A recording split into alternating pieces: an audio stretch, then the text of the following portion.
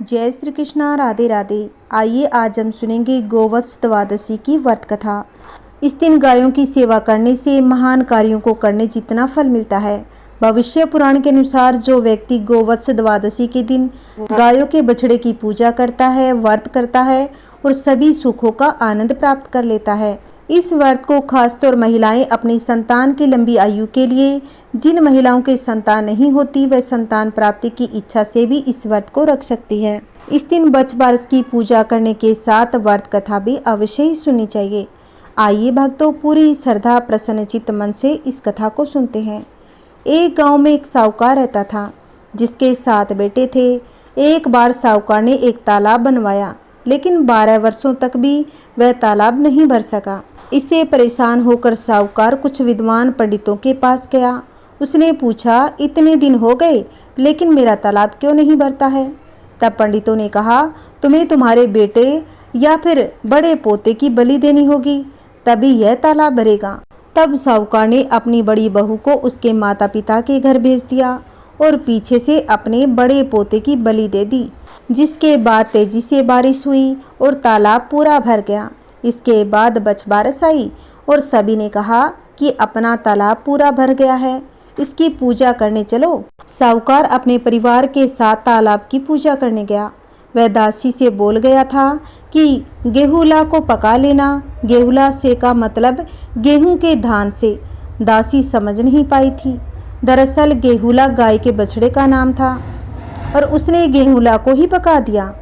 बड़े बेटे की पत्नी भी पियर से तालाब पहुंच गई थी पूजा करने। तालाब पूजने के बाद वह अपने बच्चों से प्यार करने लगी। तभी उसने बड़े बेटे के बारे में पूछा।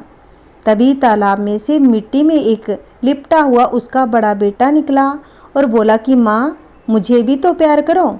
तब सास बहू एक दूसरे को देखने लगी। सास ने बहू को बलि देने वाली सारी बात बता दी। फिर सास ने कहा कि बछ बारस माता ने हमारी लाज रखी और हमारा बच्चा वापस दे दिया।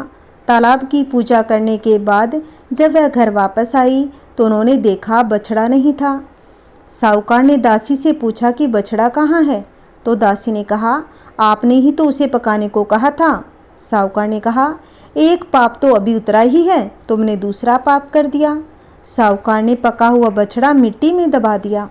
शाम को गाय वापस लौटी तो वह अपने बछड़े को ढूंढने लगी। फिर मिट्टी खोदने लगी, तभी मिट्टी में से बछड़ा निकल गया। साहूकार को पता चला तो वह भी बछड़े को देखने गया।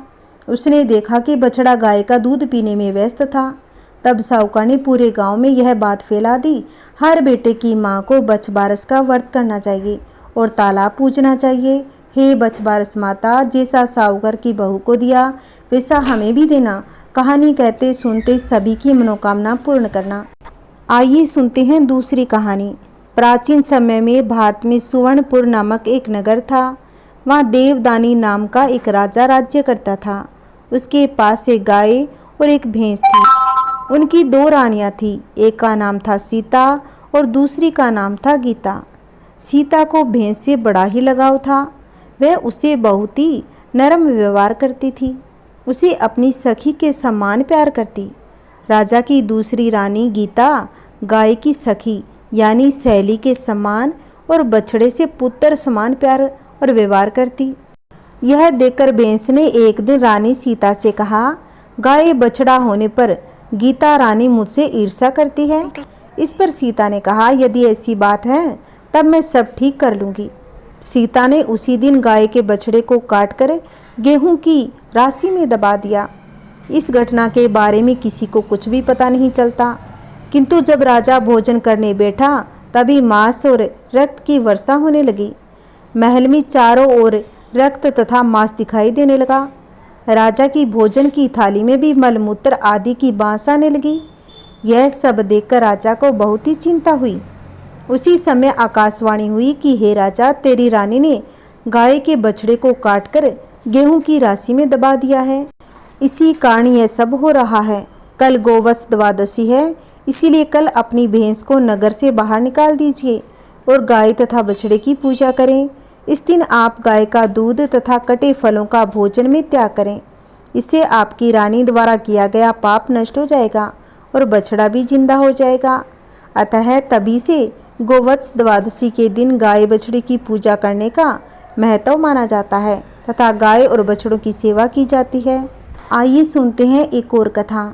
एक बार गायों को चराते हुए भगवान श्री कृष्ण और बलराम जी को भूख लगी।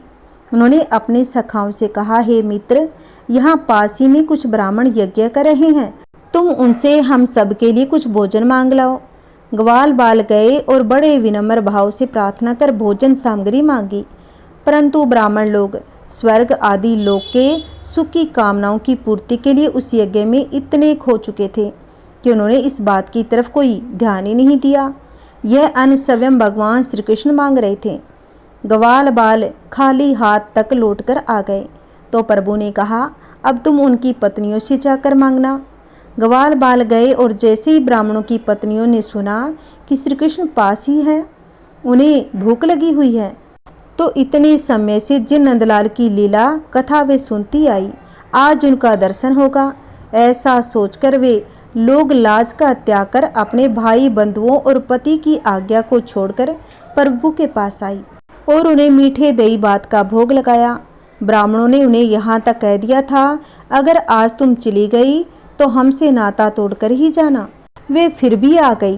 ब्राह्मण की पत्नियों ने केवल भगवान की लीला कथा को सुना था, अभी तक दर्शन नहीं किया था, और उसी साधन के ही प्रभाव से देखिए आज प्रभु स्वयं उनसे भोजन मांगकर अपने दर्शन का आनंद देना चाह रहे हैं। धन्य है वो लोग जिनका जीवन ही प्रभु की कथा है। हमें भी प्रभु की कथा ही प्राप्त है, बस उसी को नित्य साधन समझ हमें उनके दर्शन को पाने में रत रहना चाहिए। भगवान श्री कृष्ण के सम्मुख आज ब्राह्मण पत्नियां हाथ में दही भात चारों प्रकार के व्यंजन लिए खड़ी है। ग्वाल वालों के साथ जैसे ही उन्हें पेड़ की छांव में उस कृष्ण बलराम की युवक छवि का दर्शन हुआ तो वो एक क्षण को तो मानो समय ही रुक गया हो। उनके मुख से अनायास ही निकल पड़ा, प्रभु कितने सुंदर है। प्रभु अपनी पूर्ण छटा के साथ उन्हें दर्शन दे रहे हैं, मानो आज उन स्त्रियों को जन्म जन्म की साधना सफल हो गई हो। भगवान ने उनका स्वागत कर उनका धन्यवाद किया और कहा, धन्य है आप जो हमारी अन्न की याचना स्वीकार की, और आपको मेरे दर्शन की लालसा थी। अब आप दर्शन कर चुके हैं, इसलिए घर लौट जाइए। आपके पति ब्राह्मण देव आपके बिना यज्ञ पूरा नहीं कर सकते।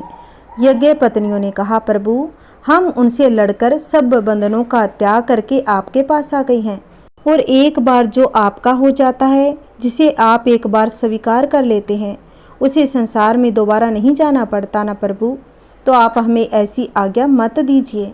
प्रभु बोले, जो मेरा हो जाता है, मैं जिसे स्वीकार कर लेता हूँ, उसे संसार के लोग चाह कर भी नहीं त्याग सकते। आप अपने अपने घर लौट जाइए। आपके साथ कोई दुर्व्यवहार और आपका किसी भी प्रकार से त्याग नहीं होगा।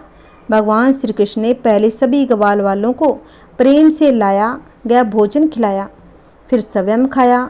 हमें प्रभु से यह भी सीखना है कि सामूहिक भोजन करने का तरीका यही है। इधर यज्ञ पत्नियां जब घर पहुंची तो ब्राह्मण ने उन्हें कुछ नहीं कहा, बल्कि सत्कार करके उन्हें यज्ञ में बैठने को कहा। यज्ञ पत्नियों ने सारा वृत्तांत सुनाया और बताया कि नंद के लाला साक्षात भगवान हैं। जब उन्हें इस बात का बोध हुआ कि हाँ, ग्वाल बाल आए थे और हमसे अन्न की याचना की थी और हम कर्म कांड लेकर बैठ रहे हैं, तो ब्राह्मणों को अत्यंत शोभ हुआ। वे अपने आप को कोसने लगे, हाय रे विधाता, ये हमसे कैसा गुनाह हो गया। प्रभु ने सामने से अपना हाथ बढ़ाकर हमें दर्शन देना चाहा, हम ही मुँह फेर बैठे थे। वे उनके चरणों में गिर पड़े, चरण धूल लगाने लगे। धन्य हैं आप, बोल बोलकर उनका सत्कार किया और पछताने लगे। ये प्रसंग हमें समझाता है कि किस प्रकार घर रहकर भी प्रभु को साक्षात पाया जा सकता है। यज्ञ पत्नियों को प्रभु ने घर छोड़ने के लिए आदेश नहीं दिया, आप दर्शन कर सकते हैं लीला में, बल्कि घर में रहकर भजन करने की आज्ञा दी। और यह जो ब्राह्मण अब पछता रहे हैं, यह हम जीव हैं जो प्रभु के दर्शन की दस्तक को पहचान नहीं पा रहे, उनसे मुँह फेर कर बैठे हैं। उनकी प्राप्ति हर जगह हर अवस्था में संभव है, चाहिए तो केवल उनके लिए प्रेम समर्पण और बरसती हुई कृपा का अनुभव। जय श्री कृष्णा, राधे राधे। आइए सुनते हैं गाय माता की आरती। ओम जय जय गौ माता, मैया जय जय गौ माता। जो कोई तुमको ध्याता, जो कोई तुमको ध्याता, त्रिभुवन सुख पाता। ओम जय जय गौ माता। सुख समृद्धि प्रदायिनी, गो की कृपा मिले, मैया गो की कृपा मिले।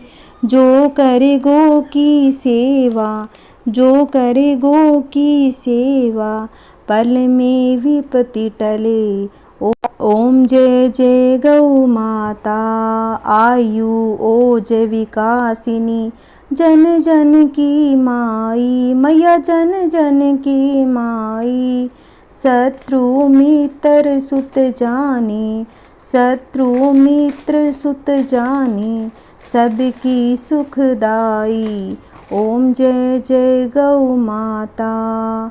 सुर सौभाग्य विदायिनी, अमृत दूध दियो, मैया अमृत दूध दियो। अखिल विश्व नर नारी, अखिल विश्व नर नारी, शिव अभिषेक कियो।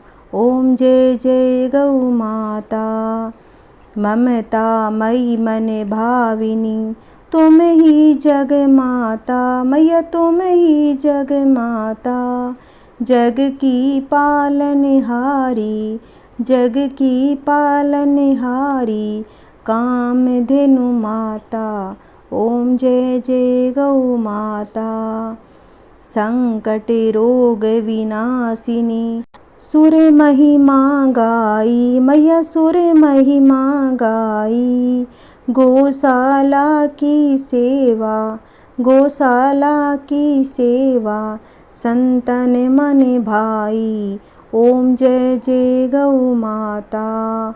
गौ माँ की रक्षा हित, हरि अवतार लियो, मैया हरि अवतार लियो। गोपालक गोपाला, गोपालक गोपाला, शुभ संदेश दियो।